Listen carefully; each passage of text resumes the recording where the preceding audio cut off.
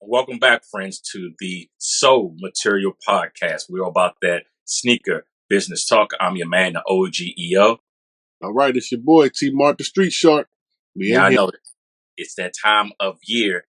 WNBA season has started, and we got some hot kicks that really lifted off from the Las Vegas Ace herself, MVP, Miss Do It All, Miss Rebound, Miss Score, Aja Wilson. So I'm going to pass it off to T Martha Street Shock that got, of course, the show and tell for you. We're going to break down the new Aja Wilson's new signature sneaker from Nike.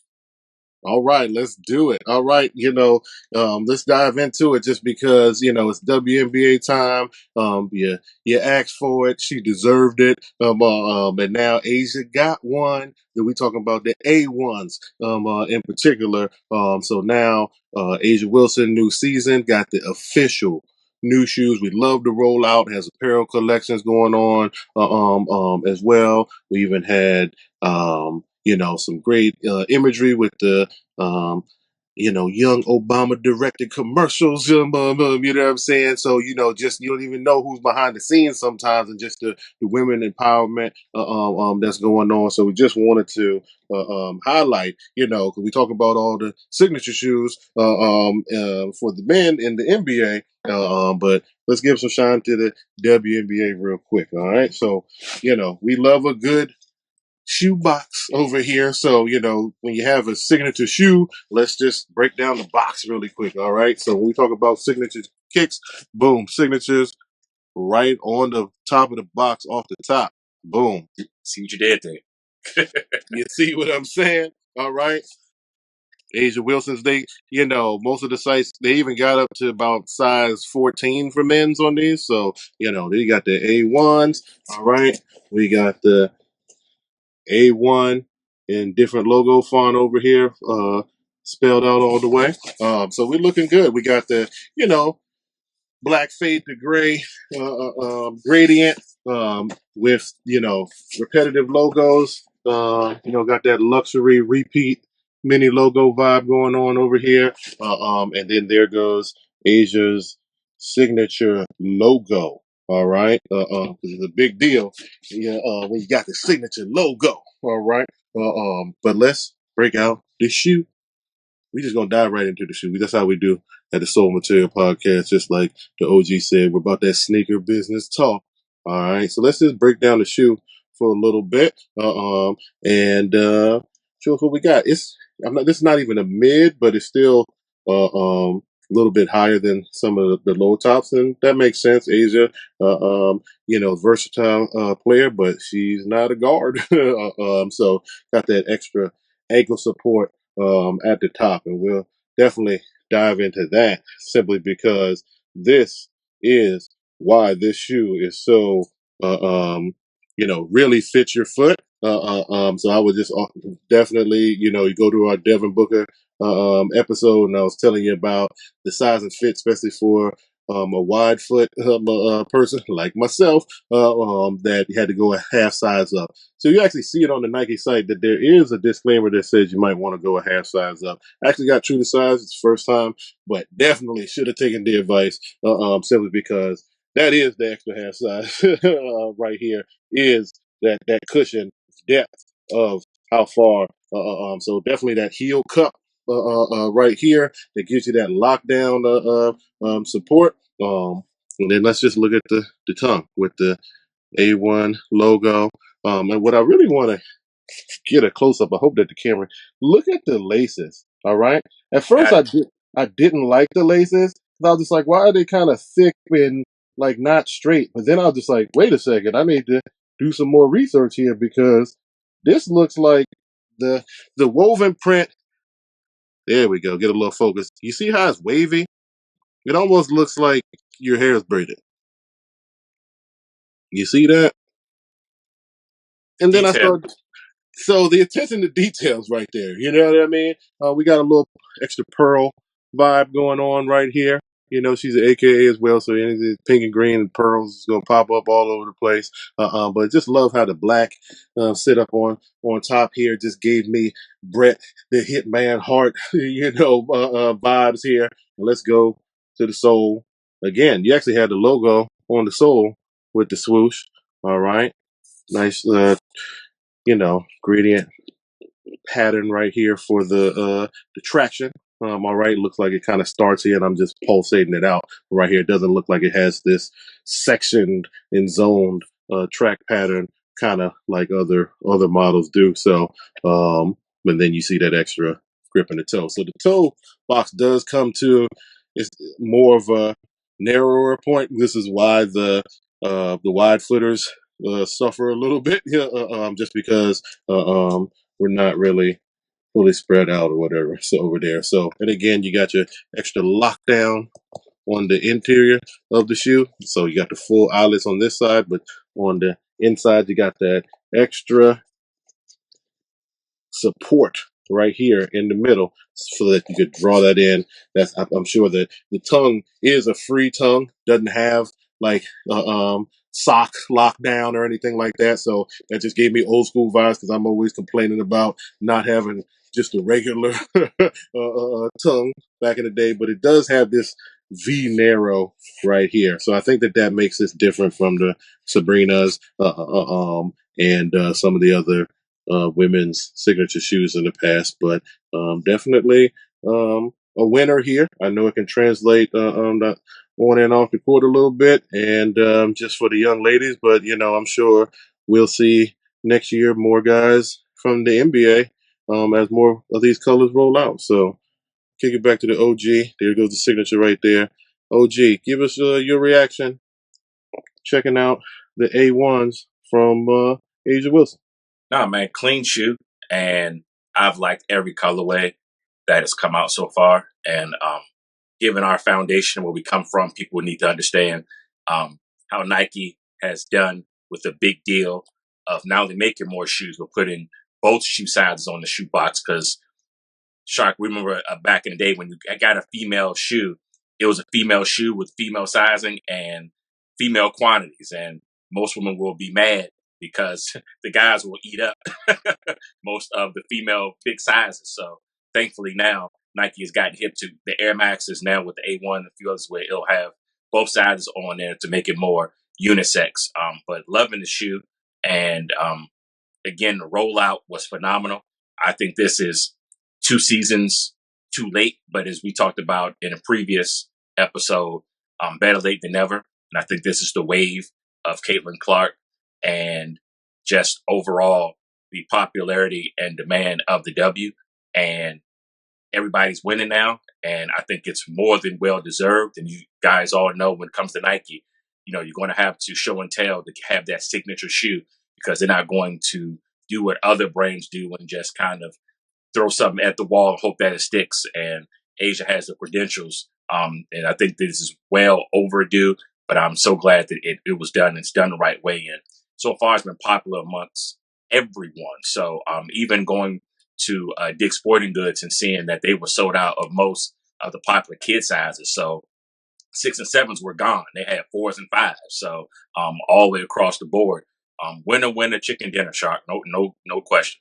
Nice, nice, nice. So, just wanted to compare and contrast as well. This is not the first WNBA player to have a signature shoe, so it's still a prestigious club, if you will. So, just wanted to, I wouldn't say the game is similar, but I would say that, being a mid post to wing type of player that goes inside out, but plays it back to the basket, and another champion happened to been with our home team, Washington Mystics. I got just showing off the Elena Deladon, the Air Del Dons. All right. This shoe came out a few years ago, made it to some outlets as well. If you go to our Instagram page, you'll see some reels with this particular shoe. But just again, in comparison to the height, this shoe used the different technology, that fly ease technology, just because Deladon's sister has disability. So this was part of the series where you bring the Velcro straps off and then you can like pull it back and just slide your shoe in and then lock it down. So this is one of those shoes you might actually like pre-lace before you get in, and then slide your foot in and then lock it down with the Velcro. So always thought that was so again, Air Deladon with the with the Fly Ease technology, just showing you a little bit of the specs, the tech specs. That's part of that clarity over popularity that we do here at the Soul Material Podcast. All right. Again, Air Del Dawn, Della Dawn. All right. So again, just compare the height a little bit because this was probably the highest top women's basketball shoe I've seen in since like the 90s almost, to be honest with you. And then you just see the cutaway a little bit. I'm trying to give you just a level playing field here for the visuals here. So you see that it still does sit above. And just even more comparison, let's throw in another current model that everyone likes, the Sabrina ones. And then now let's get the full lineage right here. Trying to be as level as possible, but you can see through that it's still comparable to the, not doing a great job, but it's still comparable to the Sabrinas. But again, Deladon, you take the top for the height on the shoe, and it makes sense. Like I said, for the actual position. But again, just showing off that model. But the thing is, for sizing, this and the Sabrinas, they're more true to your men's size. All right. So you don't really suffer with the wide foot like the others do. So this one, you see how the silhouette does look narrow-ish, but maybe the way that the Asia is set up as well, just the way the materials are layered. And especially this point right here, I think that the way that this point comes right here, it just makes the toe look like it comes to a point. And I'm sure, for style and transition on and off the court, that makes a lot of sense. But just visually, you can see where one might just have a little more width in the toe box, and that would be the That downside. matters. Very much so. Very much so. And again, you don't have this super like that Elite Series, cushioning the battleground, whatever, that used to be in some of the old school shoes that you just had that extra padding at the top. And again, one more time, the Sabrinas, just to get some extra love on the Sabrina Ionescu's. Not lows, not mids, but like in between low and mid. So I see what they do there. Yeah, because this is more Kobe inspired as well. They just don't have these deep cuts anymore. And like this, the heel, this actually has a little bit of a cushion. It just doesn't have like this deep heel lock like you might see on a Curry brand shoe with the exaggerated heel. But again, they're guards, so they're not having the down impact, but you still have to have the full articulation of the shoe, and especially when you're driving and cutting and stopping on a dime to pull up. But again, this episode is again just highlighting the Asian ones, and then she's got some symbols and from her tattoos and her families on the inside as well. We can catch a little bit of that all embroidered. So we love the details. Great first signature shoe. Sometimes when you first look at it, it's like, oh, it was, it's too simplistic. I thought it's a signature shoe. This, it just but it's not a logo slapped on it. We talked about PEs versus, just regular signatures and special editions as well. And this I think it represents itself. I can see derivatives for the future, or maybe a takedown lifestyle something, or like off the court. There is like a Nike slide that comes with this in the same color palette and collection. And yeah, I just like the concept. Now the girls can wear their one leg sleeve up, and down, for this generation.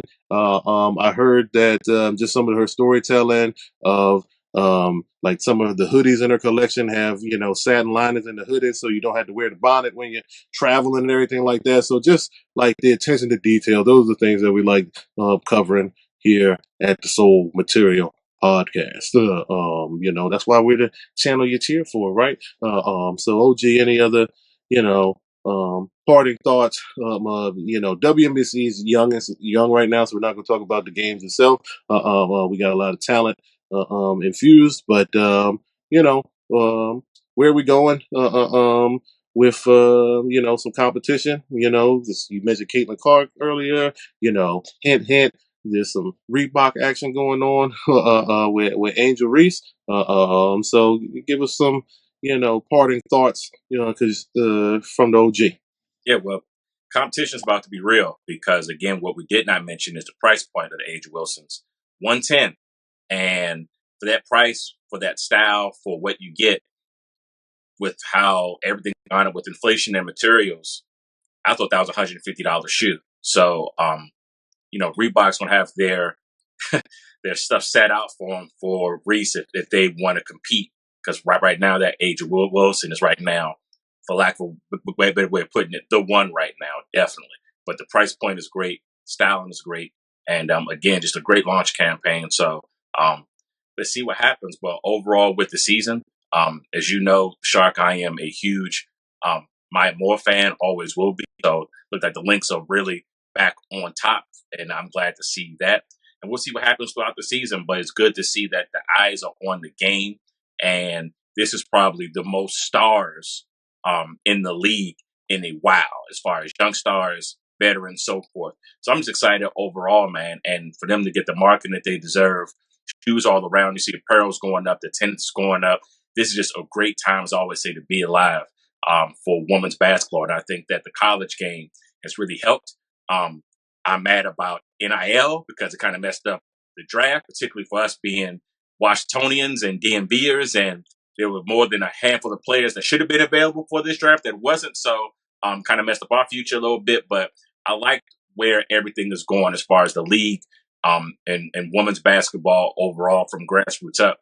And, shout out to the league and what they're doing and the new team now that's in Golden State.